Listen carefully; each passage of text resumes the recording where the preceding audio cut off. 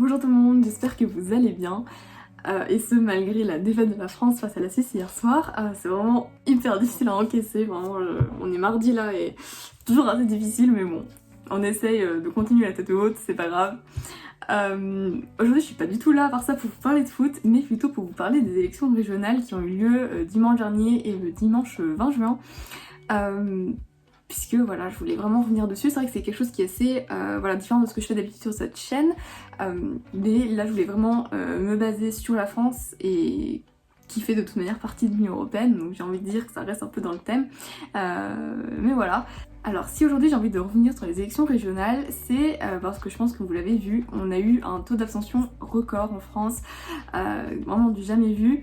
Donc ça pose évidemment beaucoup de questions, voilà, ça suscite des débats, etc. Donc je voulais vraiment revenir dessus et en parler. Alors tout d'abord, je vais essayer de vous redonner les chiffres.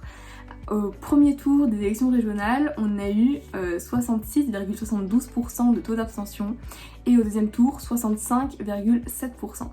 Donc comme vous pouvez le voir, c'est vraiment énorme et c'est en tout cas beaucoup plus que ce qu'on avait eu lors des élections régionales passées. Donc c'est vraiment impressionnant et ça pose évidemment beaucoup de questions. Donc déjà quand on voit ces taux-là, on peut se demander mais pourquoi personne n'est allé voter ? C'est évidemment une question qui est très difficile à répondre, mais je vais essayer de vous donner quelques éléments de réponse qui me paraissent pertinents. Alors moi j'en vois trois. Je dirais que premièrement, il y a la question que les électeurs français ne savent peut-être pas quelle est l'importance en fait des élections régionales, à quoi ça sert, quelle est la fonction du président de la région, est-ce qu'ils ont vraiment des compétences importantes, voilà. Donc on n'en parle pas beaucoup et donc c'est peut-être aussi pour ça que plusieurs citoyens ne sont pas allés voter puisqu'ils se sont dit bon écoute je ne connais pas le rôle des régionales, je ne vais pas aller voter, ça ne m'intéresse pas.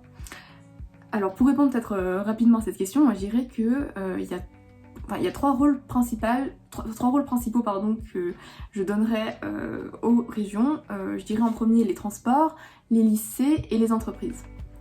Alors déjà pour les transports, il faut savoir que ce sont les régions qui s'occupent des TER, qui y investissent. Pour les lycées, c'est les régions qui construisent de nouveaux lycées, qui entretiennent les lycées existants, etc. Et ce sont encore une fois les régions qui soutiennent les entreprises, qui y investissent, qui vraiment les aident financièrement pour se développer, pour les aider à innover, etc. Donc il y a vraiment toutes ces compétences qui appartiennent à la région.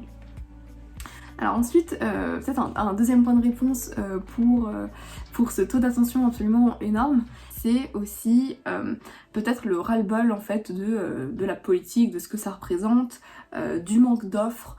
Alors peut-être les gens ne se reconnaissent pas dans les programmes qui sont proposés par les partis, peut-être que les électeurs ne se reconnaissent pas aussi dans les élus, etc. Aussi un peu ce ras-le-bol général de la politique, de la légitimité, cette question aussi du manque de confiance qu'on a entre les élus et les électeurs, se dire que les élus c'est des beaux parleurs, on a des beaux programmes mais à la fin ils ne sont pas exécutés, donc il y a vraiment tout ça qui rentre en place et qui provoque du coup ce ras-le-bol général qui fait que les Français ne sont pas allés voter.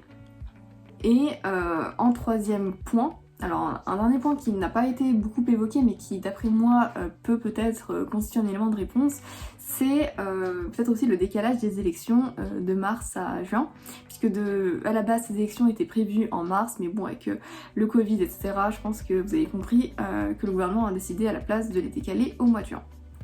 Donc moi d'après moi ça peut aussi peut-être être un élément de réponse puisque le mois de juin on est un peu fin juin donc début de l'été, les gens commencent à aller en vacances ou tout simplement à profiter du soleil les dimanches, aller je sais pas dans des parcs, dans des eaux, aller marcher, faire du sport etc. Donc les gens sont peut-être moins disposés à aller voter que si ça avait été en mars où on est encore en plein milieu de l'année scolaire, du coup tout le monde est au travail et puis bon le week-end il fait pas forcément beau donc on est peut-être plus enclin à aller voter aussi. Donc voilà, d'après moi c'est vraiment les trois raisons principales qui peuvent expliquer ce taux d'abstention. Alors maintenant la question qui pourrait se poser c'est ok mais est-ce qu'il y a des solutions ? Comment est-ce qu'on peut réduire ce taux d'abstention pour de prochaines élections ? Comment réengager en fait les citoyens à aller voter ? Alors là aussi, plusieurs solutions sont possibles, mais chacune voilà, présente des avantages bien évidemment, mais aussi des inconvénients. Donc ça peut encore une fois soulever des questions. Alors je dirais que l'une des solutions les plus probables, les plus plausibles, ce serait le vote par correspondance. C'est déjà quelque chose qui se fait dans d'autres pays européens comme l'Allemagne ou la Suisse. Et ça notamment, j'avais vu qu'Angela Merkel le recommandait et qu'elle disait qu'elle pensait qu'en tout cas c'est en partie grâce à ce vote par correspondance que les taux de vote sont restés assez stables et assez élevés en Allemagne et qu'il faudrait peut-être envisager en France. Bon, ça fait encore une fois débat. Pourquoi? Eh bien, il y a encore la question de la fraude qui est possible et aussi de ce manque d'anonymat. Puisque c'est vrai que là on n'est pas dans un isoloir où on peut vraiment, on est vraiment la seule personne à pouvoir décider de ce qu'on veut, mettre dans l'enveloppe, de pour qui on veut voter. Alors que si on vote chez nous, bon on est surtout si on est en famille, on peut être influencé par notre père, notre mère, etc. Donc qui peuvent d'ailleurs nous demander de voter pour cette personne. Donc c'est vrai qu'il y a un peu ce manque d'anonymat qui est possible. Donc voilà, c'est pour ça que ça pose des questions. Puis sinon, on a comme deuxième solution possible, ce serait le vote en ligne. Alors là, encore une fois, il y a encore ce risque de fraude qui est assez élevé puisqu'on ne peut pas identifier clairement les personnes qui votent. Donc ça peut poser certains soucis. Et enfin, peut-être la dernière solution qui peut apparaître, ce serait le vote obligatoire. Qui est déjà quelque chose qui est mis en place, il me semble, en Belgique et au Luxembourg, et qui leur permet d'ailleurs d'avoir des taux de vote très très élevés. Alors, encore une fois, le vote obligatoire, je ne sais pas vraiment s'il verra le jour en France, puisque ça pose beaucoup de questions, de se dire c'est pas en rendant le vote obligatoire que ça va forcer les gens, que ça va donner envie aux gens d'aller voter. Ça peut être plutôt au contraire créer une relation un peu plus de désamour face au vote, surtout si on le voit vraiment comme quelque chose de contraignant. Donc voilà, il y a vraiment tous ces enjeux comme vous voyez qui se posent et qui créent des débats, donc on verra comment ça se mettra en place dans le futur. Et enfin, très rapidement, je voulais évoquer un troisième point avant de clore cette vidéo, c'est du coup les résultats en fait de ces élections régionales. Je vous montrerai une carte ici. Comme vous pouvez le voir, on a vraiment une division entre la gauche et la droite. Au niveau régional, on a vraiment une disparition, on va dire, des partis de La République En Marche et du Rassemblement National qui n'ont gagné aucune de ces élections.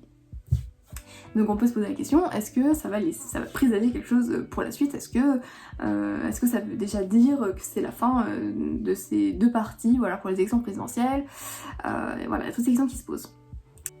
Alors d'après moi, je ne pense pas, déjà parce que comme on l'a dit, il y a eu beaucoup d'abstention, donc c'est un peu difficile d'avoir vraiment une vue globale de ce que auraient voté les Français.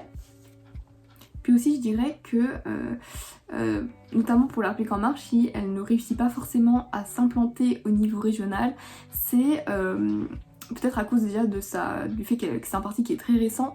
Du coup, c'est encore peut-être plus difficile de s'implanter au niveau local.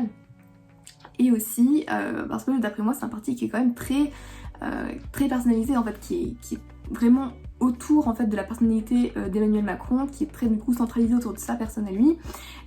Et du coup, les électeurs ne se retrouvent peut-être pas dans les candidats qui ont été choisis pour représenter La République En Marche au niveau régional. Donc il y a aussi cette question-là, et je pense que c'est un peu quelque chose qu'on pourrait aussi un peu dire pour le Rassemblement National, c'est un peu, je dirais, moins visible, moins présent, mais quand même c'est un parti qui fonctionne beaucoup autour de la personne de Marine Le Pen.